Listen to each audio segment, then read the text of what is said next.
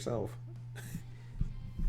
Get it free on mobile or spend the usual $15. Oh yeah. Most of are Kemco's games on mobile mostly free.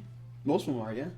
Oh, okay. I've never. They charge money on console. I was gonna say yeah, because it's like amped graphics. And I think stuff it's because it costs. Well, I mean, it costs more to put games on console than it does on mobile. Mobile's super cheap. That's why mobile games are so big.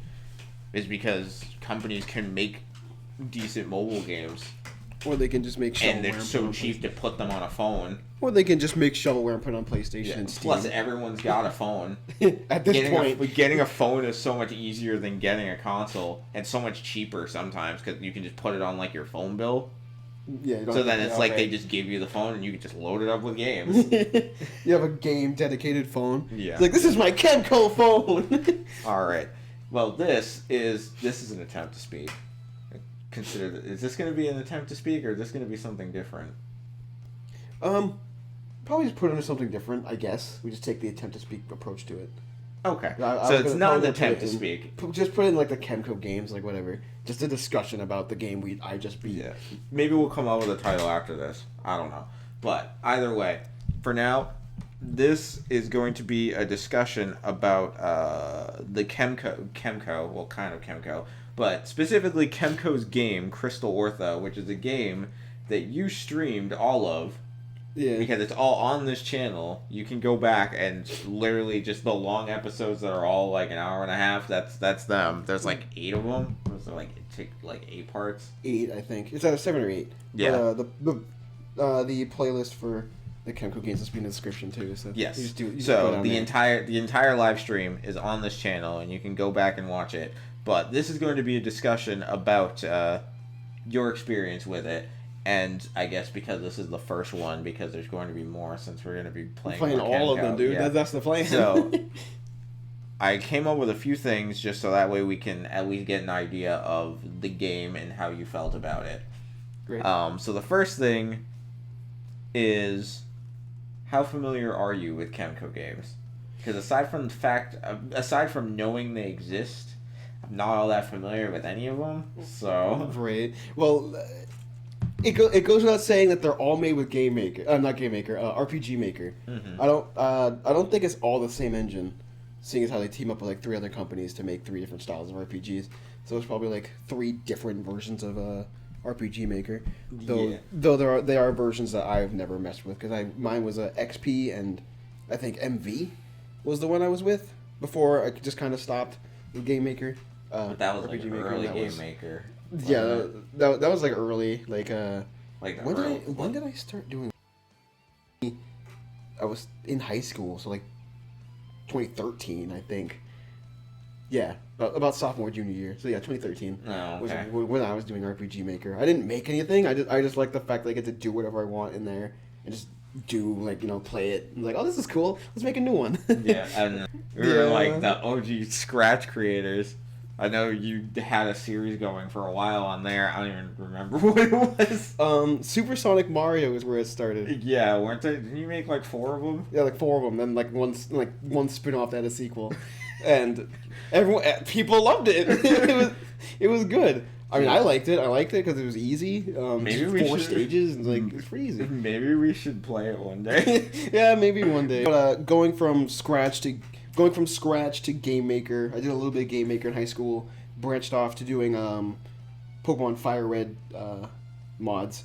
So like taking the game and pretty much just making my own. So I messed around a little bit with that. Went back to Game Maker. So when Game Maker 2 came out, I jumped back into that, and that was about the time when I realized that Kemco also made RPG Maker games. I was like, oh, Kemco RPGs? That's all they do? Sick. Offer an efficient price. All right. I guess the continuation of that question would be, so, do you actually like the games? Well, I wouldn't say I hate them, because I know at the beginning, because I think if you watch the live stream from beginning to end, like at the beginning I'm all like excited because like, oh, a new game, this is cool because I'm getting into it, it's an RPG, and then at the end I'm just like, okay, when does this end? Because you hit a point where it's like they force you to grind unless you buy certain things for like an extra $5 or $10 to make the experience go faster. Mm-hmm. Okay. And I hit a point where it's like, no. Okay. Well, I just mean this is more like in general. Like, do you actually like Kemco games? Like Yeah, like for the most part, how do you know how many you've played besides this one there were 3 other ones that you've played already? that I played and beaten. Yeah. Oh, okay. I did say it. I did say it in one of the parts. One of the ones you've already beaten that you're just playing again? No. Oh, okay. This is one I just played. I did say the 3 in one of the parts. The only one I can remember saying is what was it? As Divine Chronicles. No, it's not As Divine. It's something else Chronicles. Alphidia Chronicles. I think. I don't remember. They all start with A. It's so confusing, but I did say the 3 games. Isn't like Azure? Didn't Kemco also have like an Azure game? Or is that something different? Azure Lane? I don't not remember. Kemco. No, I don't know. Anyways, so getting into Crystal Ortha. So who are the characters you play as? What's about the characters you get in your party? Just like a brief synopsis. Well, before I get into the characters, I will say a Kemco trope is the characters that they pair you up with. There's always 4 characters that are pretty much in every Kemco game that you end up with. There's the main guy who's a sword, with a sword, who probably either loses his memory or tries to remember what the past is. There's a girl who's either related or a character he has to protect. There's like the third wheel character, I like to say, because it's just a character that's into the girl character. And then the 4th character is either a kid or some type of animal. And that's how it is with every Kemco game. And sometimes when the 4th character isn't there, the 4th character will take the role of the 2nd character. So, like, the 2nd character is a girl, but she's like an animal. Or, like, it's an animal it's some sort of, like, animal instead of, like, being a girl that's related to you. Okay, so character number 4 is, like, optional, and sometimes character number 2 is also character number 4.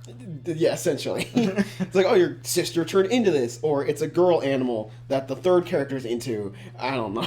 It's weird. All right. Kemco. And but, I would assume that Crystal Ortha falls into that. Yeah, because the first character is Ross, who's a mercenary at the start. Who's a mercenary who's like I guess someone you approach and you pay him to protect somebody or something, whatever they call it. The second one is Margaret. That would be a bodyguard, wouldn't it? Something that you pay to protect you. No, I mean, I guess. Yeah, I mean, he was hired to be a bodyguard to Margaret. Okay, that's that's what Ike was in Fire Emblem Path of Radiance. He was a mercenary where people paid him to do jobs, and he was paid as a bodyguard, so it's like the same thing. Yeah, and then, Margaret's the gun-wielding girl who's a princess, I think. I believe is the princess of a king of a certain town who was part of an arranged marriage that she wanted to avoid because she didn't like the guy because he was all snobby and rich, and she's like, no. Third character is T, who's into Margaret, who's an adventurer, so he just goes out and gets treasure and whatever. And then, nothing too special about him, besides the fact he's pretty much like an Indiana Jones kind of thing, because he has like a whip and stuff. It's kind of cool. He looks like that guy from 1001 Spikes, whose name I can't remember. I don't remember. He was in Bleach Strangers, I can't remember. Yeah, he's also in Crystal Crisis. Right. Yeah, because they mostly use the same characters. But yeah, I can't remember his name. But he looks just like him from what I saw. And the 4th character is Marshma, who's what they call a dragon follower. So they like worship dragons and stuff. They like dress up as dragons. Oh, okay. So dragons are like their religion. Yeah, and it's a kid. So it's a kid dressed up as an animal. Sounds like Pokemon. Yeah, it's like the Poke kids that wear Pikachu and Eevee outfits. It's like the same idea. They love something. Pikachu they love is my god. they love or worship something so much they just dress up as them. Same idea. So they are like they go to like the convention every year. They don't go to the convention. They live there. Like the convention's their house. I was gonna say they're that person that goes to a convention. They only go to like 1 or 2 conventions every year, and they always wear the same costume. Hey, remember me? Oh, how could I forget? And it's like, yeah, because you wore that last year. This is the 5th year in a row you've gone with that costume. Oh, okay. Give us a general idea of like the story of like what's going on exactly. Like, do they really explain what like a Crystal Ortha is? Trying not to get too like spoilery. So well, like obviously, like I said, you start as a character named Ross, who's a paid mercenary. Do whatever you want. Runs into Margaret, to protect her. At first, it was because she just wanted someone to protect her from the arranged marriage that she didn't want. And then kill this guy for me. no, not kill. Just more like instead of getting a restraining order, you hire someone to do it. Make him disappear. You know what I mean? Yeah. And then I don't remember who brings it up, but someone, because they meet up in like some sort of like bar area in Ross's hometown, and someone brings up like I don't remember if it was Margaret originally or if someone else told her about it, but they said that because Ross was trying to get money so that he could do something, and so he could, someone like, brought up live. probably we all like need money. So like he needs money. Well, he needed more money to specifically do something he wanted.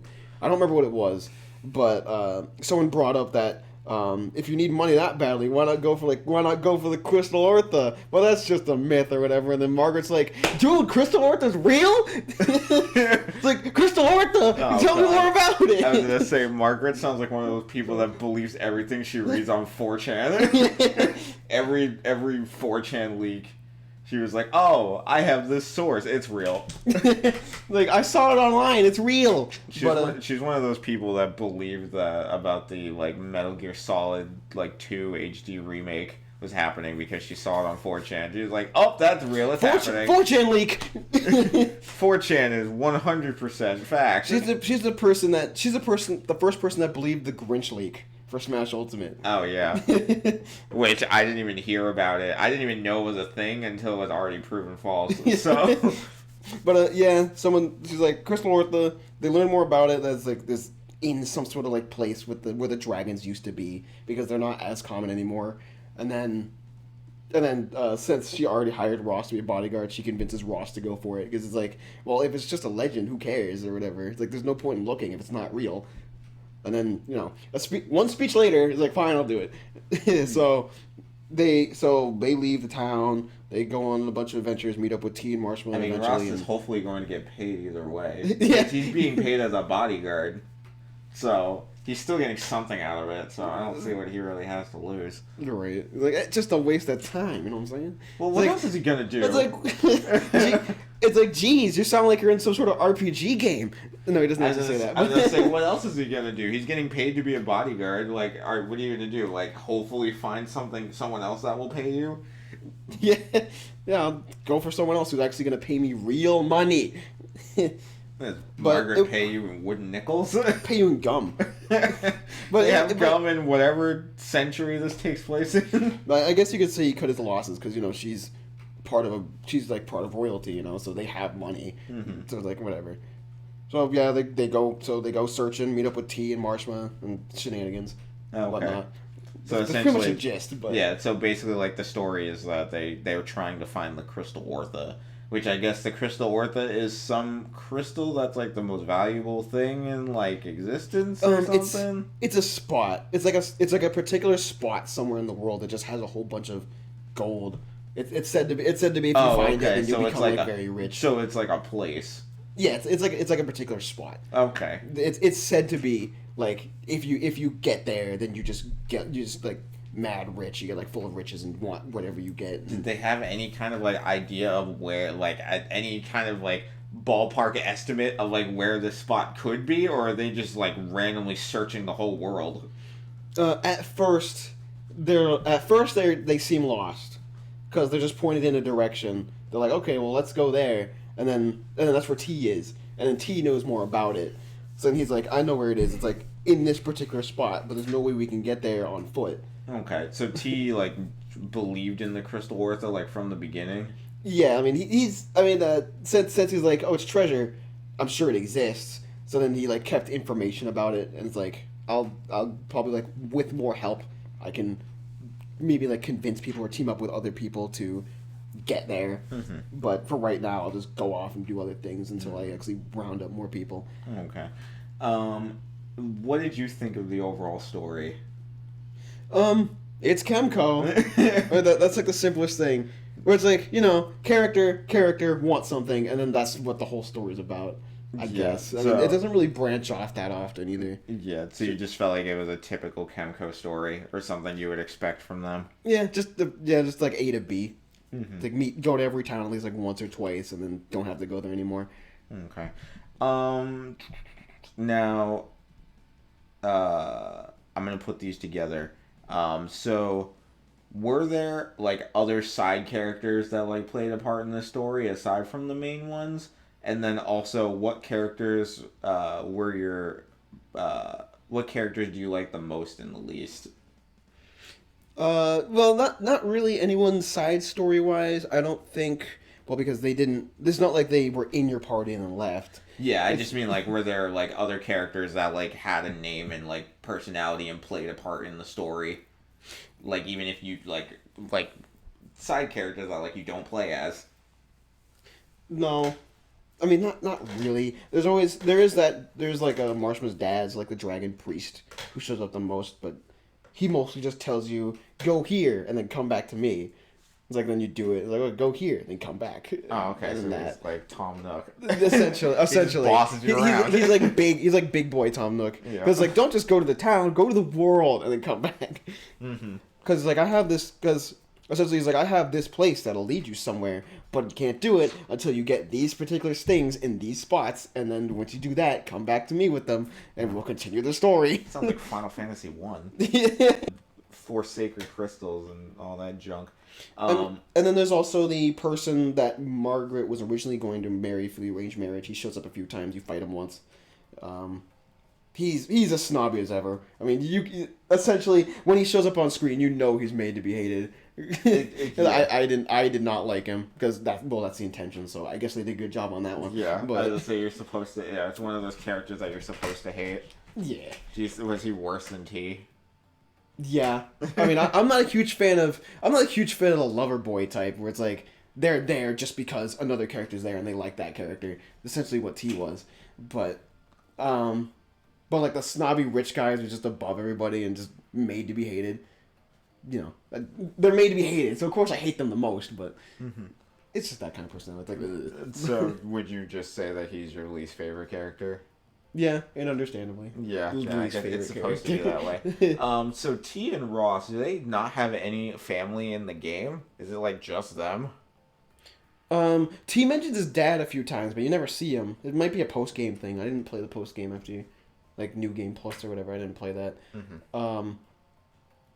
Ross, I don't remember if it's ever said if he actually has family that's either still around or if he's just not.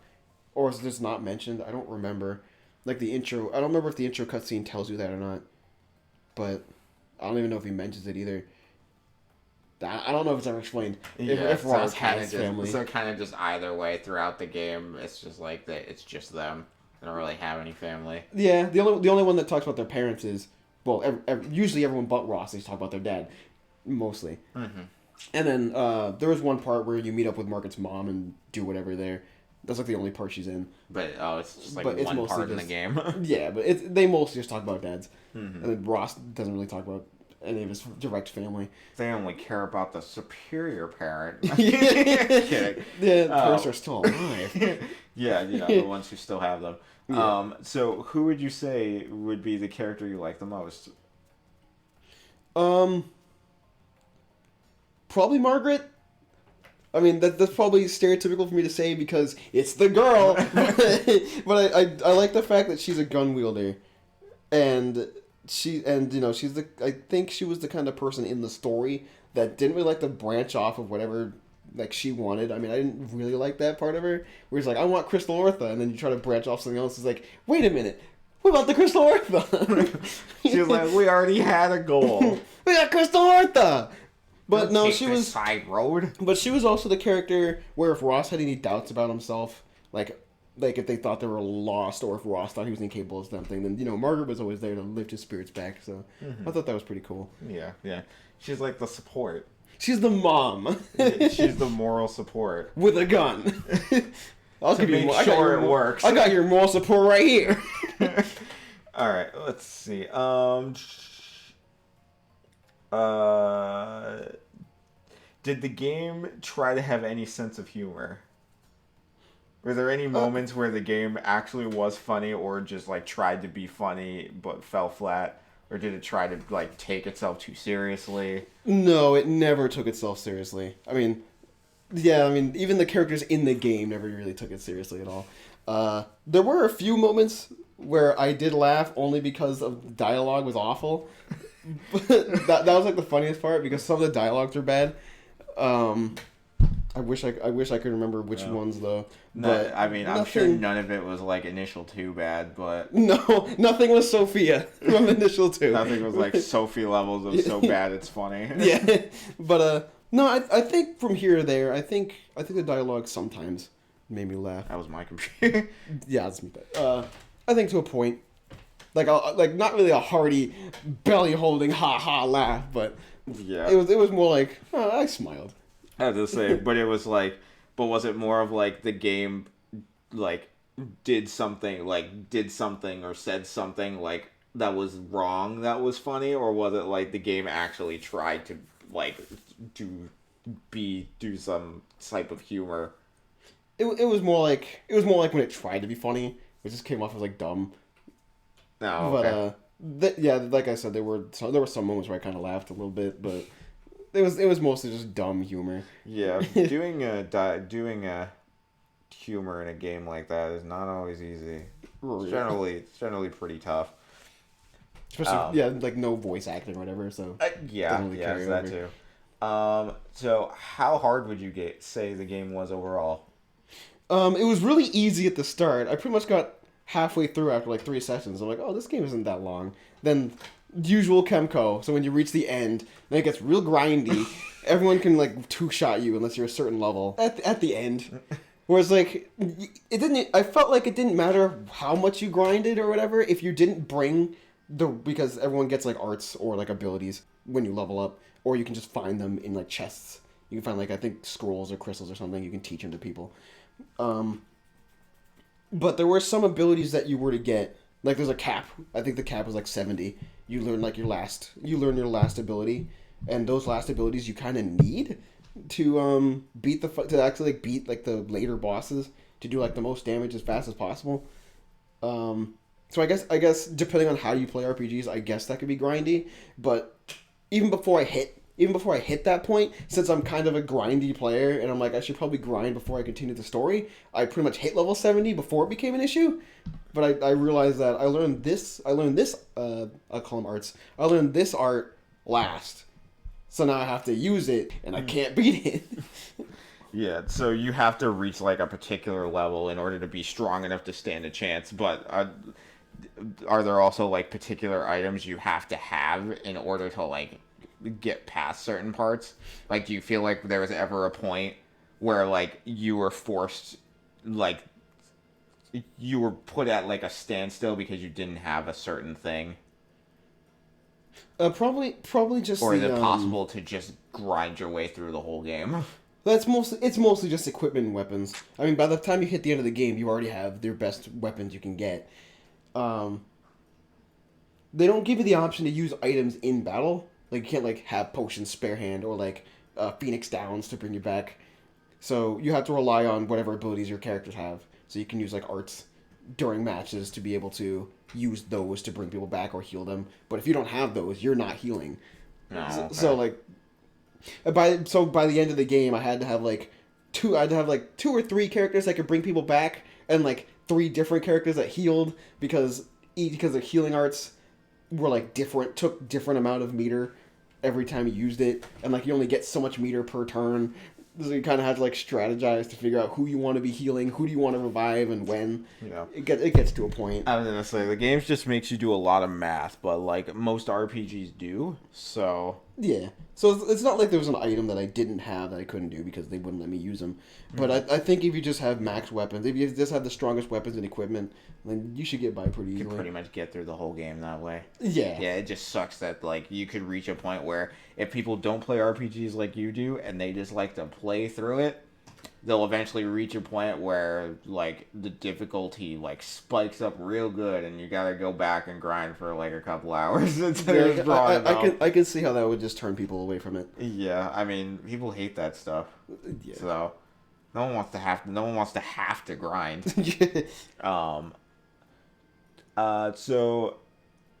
Did you feel satisfied by the end of the playthrough?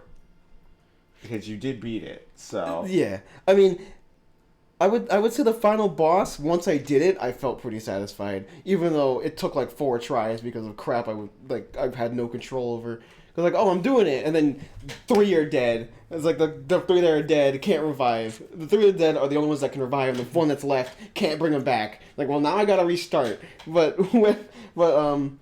like the last 2 bosses did that. Like, oh, they're dead. Now figure it out. yeah, they would just do like one move that would like wipe out your team. Or it's like, I would attack, they would attack, I would attack, these 2 are dead, they would attack, now figure it out. It's like, what? Well, why'd I die? You just die. But, oh, okay. So just the game just smites you. It's like, you know what'd be funny? It's like, oh, I get 2 turns. Well, turn 1, these guys are out, and now you take I can mad attack. damage. And now I'll attack. But, yeah, after I beat, like, that boss, after I beat the second last boss and the final boss, I was pretty happy. Because I'm like, yeah, it took a lot of brain power, and I needed certain arts to do it, but once you figure it out, it's like, that felt, like, really good to do. It seems like it'd take a lot of luck, too. Yeah. It would take quite a bit of luck, like, more luck than an RPG should. Because, I mean, when it comes to something, like, when it comes to, like, RPGs, luck is always a factor. It's all a matter of, like, how much does luck matter? Because, like, there's RPGs, like, I feel like Paper Mario and the Thousand Year Door doesn't really take a whole lot of luck because it has a little more that you do with it. And the numbers don't go too high. Yeah. Like, the numbers aren't crazy. They generally stay pretty low. You're generally not going to go over, like, 20. For, like, pretty much the whole game, you're not really going to go over, like, 20, 30. Like, numbers don't really go higher than that. Well, when it comes to, like, damage. Yeah. And so, like, in that regard, and also because there's, like, quick actions that you can do to like block or do more damage, like luck isn't really a factor. It's all a matter of like timing your button presses, so it's more skill than luck. It's more skill than knowledge. But when it comes to games like Final Fantasy or like Xenosaga, where the numbers can go insanely high, then it's really like a luck factor, because like it gives you like a general range, because like it's like your attack could do anywhere from like 4,308 to like 5,295, and it's like your attack can do damage anywhere in that range, and like if it does more than 5,000 it could kill them, but if it doesn't, then they get an additional turn which could cost you. So it's really like a luck factor of hoping you do like the higher amount of damage. It also depends on like your equipment and all that junk. So. And I also feel like games like that, you don't really look at the numbers if they get too high. Where you're like, oh, this move does this chunk. Really, yeah. Okay. You just start paying like less attention to like the actual number, and you're more of just like, yeah, it does like this much ish. Yeah. So like that's when you start like trying to guess, I guess, like how much of a chunk this is gonna take. Yeah. At that point. Exactly. But yeah, and. Crystal Ortha definitely falls into like the latter category, where it's just like it does damage and you hope it does well, but then you also have the luck factor of like hoping your enemy doesn't wipe you out in one hit. You're hoping the enemy doesn't wipe you out in one hit, hoping that your move actually helps. You have to prevent them from healing, like either doing like healing because there was one point, this is gonna be a spoiler, there was a boss that's towards the end where once they get down like a quarter of their health is lost, they'll get 2 partners just appear out of nowhere. It happens twice, where they get a quarter of life, and where they lose a quarter of life, and when they're at quarter life, they get 2 partners. All they can do is heal themselves, heal the boss, give the boss invincibility, or give them like up defense. But when they die, if you don't block.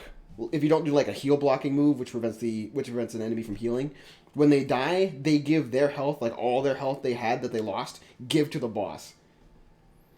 Oh, okay. So essentially, when they die, their maximum health counter just heals the boss by that much. Yes. So like, say that they have like 8,000 health. If they die, the boss would regain like 8,000 8,000 HP. life. Yeah. It's like what? It happens twice. So to give you an idea, lose quarter health. The two appear. If you don't heal block and kill them, the boss gets all its health back. So it's like, do it again. Thankfully, it only happens once. But if it gets any health back, you're screwed. Because that's a lot of health it gets back. Yeah, because it's the end of the game. So obviously, like even any like assists that he like summons would have really high health. It's like, jeez. So essentially, to knock them out, that you have to do, if they appear, you have to do a heal block on the boss, kill them before the heal block is gone. So then when they die, they don't heal the boss, but only the other partner if it's around. And yeah, it happens twice. It's not fun, but that happens quite a bit at the end of the game, where there's just some sort of factor you have to take into account where someone can just heal another person and it just causes you the match. They even happen in random encounters, too. They're random encounters? They're random encounters that do that. Like, there's one guy. Oh, two appeared. Healed him. Now you don't have any life to survive. And I have to do the match over. It's like, whatever. Oh, boy. It's like, whatever. Yeah, that was another thing. Crystal Ortha, your characters would all get fully healed after every fight. Yeah. Kemco does usually do that. Oh, that's like a Kemco thing? Yeah. Oh, okay. I guess it's just to prevent having a full inventory of items. You have to search through them to get the right item and stuff. It makes it so that way it doesn't have to pull like a Pokemon where you have to go back to like an inn or a center and heal. Where there's like a limit to how much you can carry. Yeah, and then because they want you to explore manage. through the cave. They don't want you to have to leave like every 2 or 3 fights because you're grinding. There's like an item management. I guess in a way it makes grinding a little easier. Because like I said, you don't have to go back to an inn every like 2 or 3 fights. Since you auto heal after every match, inns don't do anything. Because they're still in the game. Because inns are there, but they don't do anything. Because Ross lives right above an inn, so it's like the first thing I did was like I went down from his house and there was an inn. So I figured, inns, you sleep there, so you could probably have carrying items and stuff. Then after, like, the first couple matches, you get fully healed. So I'm like, what do inns do? So I went in, and you don't do anything there. Like, okay, so why? They don't even give you items. There's no one there, like, to navigate to the story. You don't even find, like, chests in there. You don't do anything. It's to stay consistent with towns. Because obviously towns would have inns. Yeah, I guess. They're not for you. not you! Yeah. But it said in. I went in. Yeah, that's it. Get out. Yeah, that's it. It said in, you're in. I mean, I don't know what else you want, so.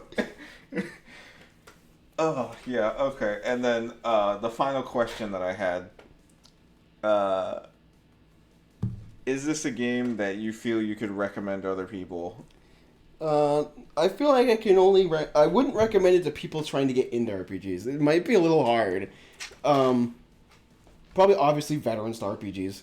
Obviously, I could be like, hey, try this if you're probably like into the Earthbound style where you can't see your partners and it's all like a menu on the bottom that just tells you everything that happens. Mm-hmm. Or people that are like looking for like a more challenging kind of RPG, maybe. No, I mean, like, it doesn't get challenging until, like, halfway through, but... Yeah. I mean, it might seem easy, and then halfway through it'll get challenging. It might even be difficulty because of things you don't have control over. I don't know if people like that, but... I mean, usually no. So. I was like, oh, you're dead. No idea why. Keep going. But, it's like, it's alright. I was gonna say, like, in comparison to the other Kemco games that you've played, would you even recommend this game to people who also like Kemco? Like, would you recommend it more than, like, other Kemco games you've already played? Recommend it more? No, I wouldn't. Because I think, like, other Kemco games I've played and beaten were more enjoyable than this one. To play wise, yeah. Mm-hmm. I mean, I wouldn't say it's the type of style that the game took, where it's like just a menu on the bottom and that's your characters. I wouldn't say it's because of that. It's mostly because I felt like it was more like unforgiving in ways compared to the other ones. Yeah. The game is generally just like, oh, this thing happened that you didn't know about. Well, you lose. I felt like it was way more brutal. It's like, yeah. Okay. Well, I mean, some people like games to be like some people like that. I don't know if I do, but it really depends. I guess it just depends on the day. I would say for me in RPGs, I don't mind it. I mean, Kemco didn't really. To me, it didn't really push the envelope of being way too brutal. It was kind of hard, but not like extremely hard. Mm-hmm. Because if it gets way too hard, I'm just like, I just don't want to do this anymore. I'll just drop it. Yeah. It's like whatever. But it never really hit that point. Could you think of an example of any game that did that? That was like so hard that you just didn't finish it, where like it was so hard that it just wasn't fun. Mario 2?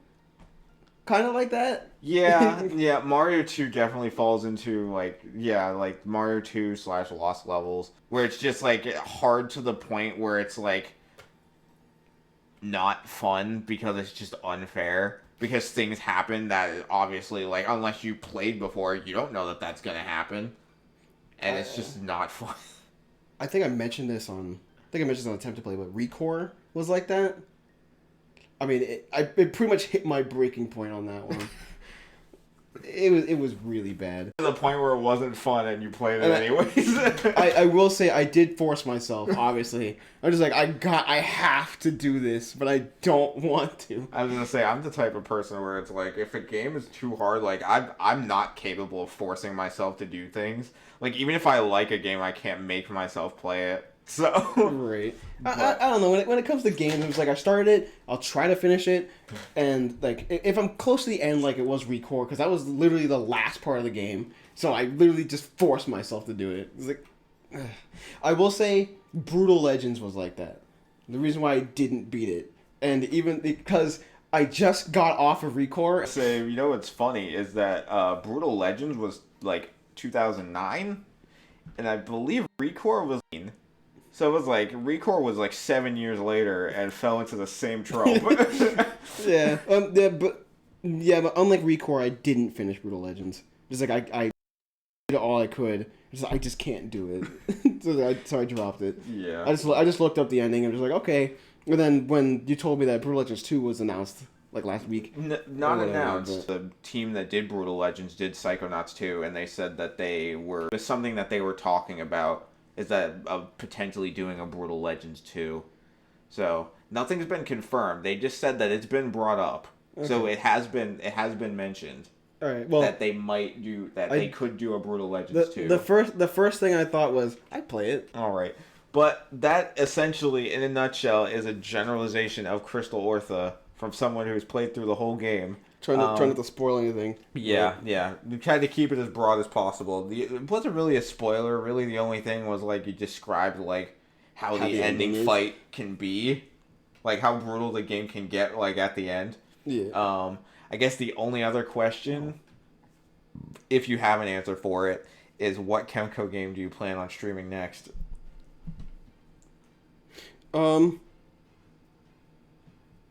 I don't know. I think it was the same thing like the finale for Crystal Ortha, where I said I had a whole bunch of different Kemco games that I could play, but I don't actually know which one I want to start with, because I don't want to play another Hit Point game, but I don't think I have any other Hit Point games, like a Kemco that teamed up with Hit Point to make Crystal Ortha. Yeah, because Hit Point was the dev team for Crystal Ortha, so yeah, I don't think I have another game of theirs anyway. So okay, I think anything on the library is is capable of doing. I just don't know which one. Yeah. All right. Well, at the very least, it won't be another. It will be a Kemco game from a different dev, so that way you can have a different kind of experience and not feel like you're just playing like another Crystal Ortha ripoff. So, right. At the very least, we know that it won't be a game from Hit Point. Not exactly sure what, not exactly sure when, but it'll happen. So, hopefully sooner than later. Maybe. Yeah. I guess we'll find out. I want to say, well. To anyone who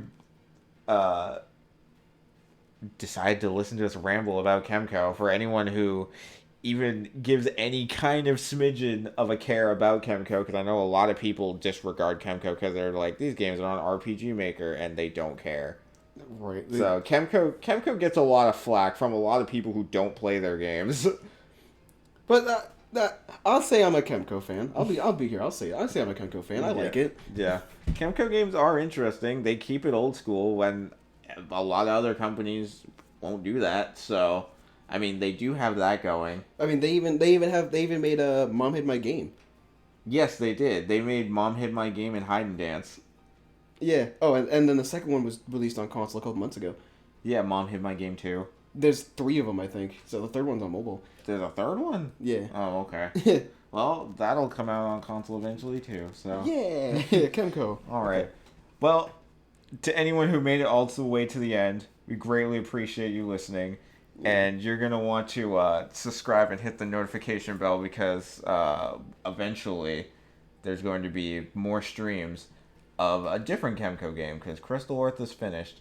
And yeah, like we said at the beginning, be sure to go back and watch it if you want to see Crystal Ortha. If you want to just like see what it's like, maybe you can use the stream as a walkthrough. I don't know. If you really want to. Hey, I mean, you played through the whole thing. So, like, if you get stuck, people can come back to it and be like, what am I doing wrong?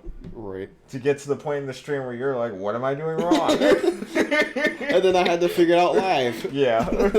All right. Well, we will be back to this once you finish another game, another Kemco game. All right. That works. Bye.